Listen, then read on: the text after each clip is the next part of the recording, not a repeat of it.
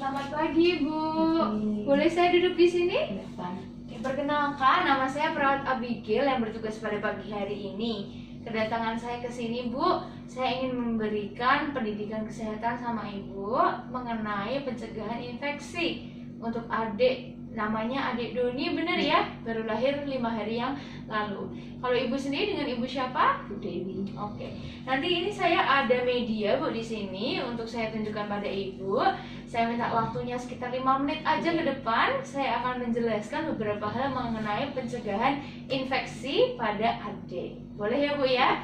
Oke, boleh. Saya mulai ya, Bu ya. Kita mulai dari penyebabnya dari infeksi. Segini terlihat, Bu. Penyebab infeksi sendiri ada 3, bakteri, virus, dan jamur. Biasanya pada bayi yang paling sering itu adalah bakteri, Bu, yang menyerang.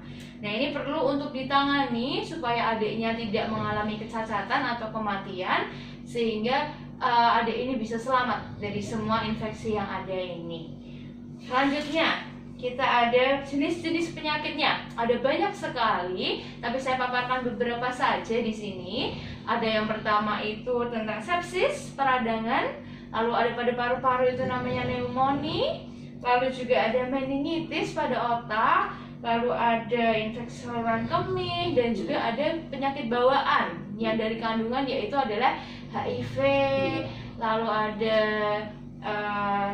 herpes dan tokso dan segala macam yang lainnya begitu.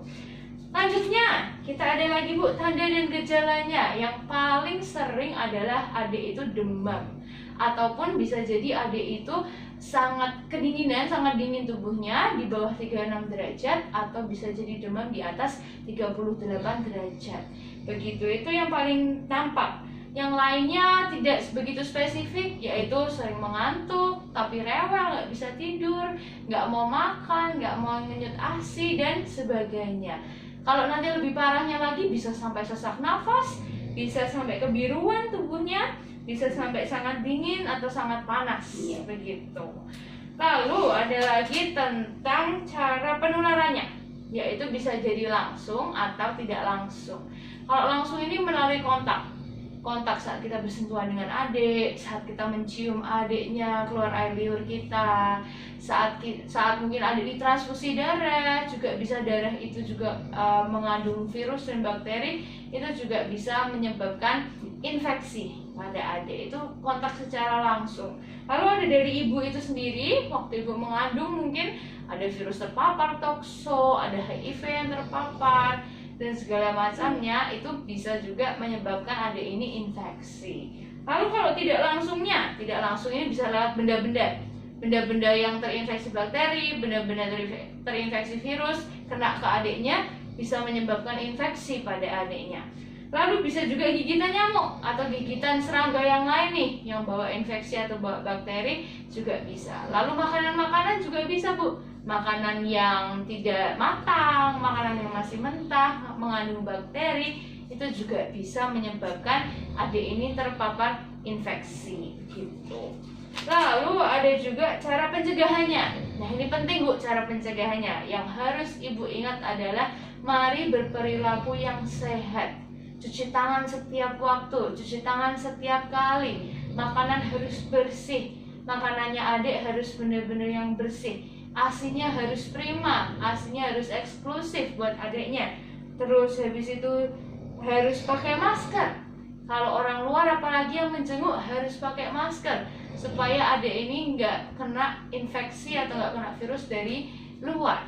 Lalu juga ada menjaga kebersihan lingkungan sekitarnya adik. Nanti kalau ibu sudah pulang dari sini, adik sudah keluar dari NICU, ibu di rumah, ibu harus jaga lingkungannya adik supaya bersih. Itu sangat penting untuk mencegah infeksi. Lalu ada juga cara perawatan dan pengobatannya. Ini kalau sudah terpapar, pengobatan yang paling utama adalah kalau adik ini demam, ibu harus kompresnya dengan air hangat. Nggak boleh dengan air dingin, karena kalau air hangat ini akan membuat tubuhnya adik ini mengeluarkan hawa yang dingin, sehingga panasnya ini bisa reda, bisa turun. Lalu memberikan ASI yang eksklusif, karena ASI ini penting banget, Bu, mengandung banyak vitamin, banyak mineral yang membuat adik ini bisa melawan semua semua virus dan bakteri yang menyerang dia. Lalu ada pemberian antibiotik juga. Ini adalah ranahnya medis, ranahnya dokter. Kalau kita, ibu sebagai orang tua, saya sebagai perawat, kita hanya memberikan saja dengan ketepatan waktu yang ada. Jangan sampai kita terlambat memberikan atau kelewatan memberikan sehingga adiknya nanti bisa resisten atau bisa kebal nih Bu terhadap antibiotik, jadi antibiotiknya nggak bisa kerja. Begitu. Sudah selesai Bu pelajaran kita hari ini mengenai pencegahan infeksi. Ibu, saya mau kasih pertanyaan nih sama Ibu. Dari tadi yang saya jelaskan, yang paling penting Bu, mencegah infeksinya gimana caranya Bu?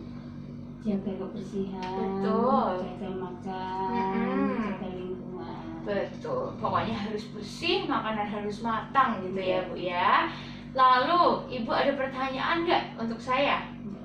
Nggak ada pertanyaan. Baik Bu, semoga saya doakan Ibu adik cepat sehat, cepat keluar dari NICU, bisa pulang kumpul sama keluarga. Oke, untuk selanjutnya nanti saya akan datang ke Ibu lagi, kita bisa ngobrol-ngobrol lagi. Saya akan berikan lembar balik juga untuk nanti Ibu bisa pelajari di rumah, gitu ya Bu ya. Baik, demikian saja yang bisa saya sampaikan. Saya izin untuk pamitan ya Bu ya. Terima kasih atas waktunya. Terima kasih.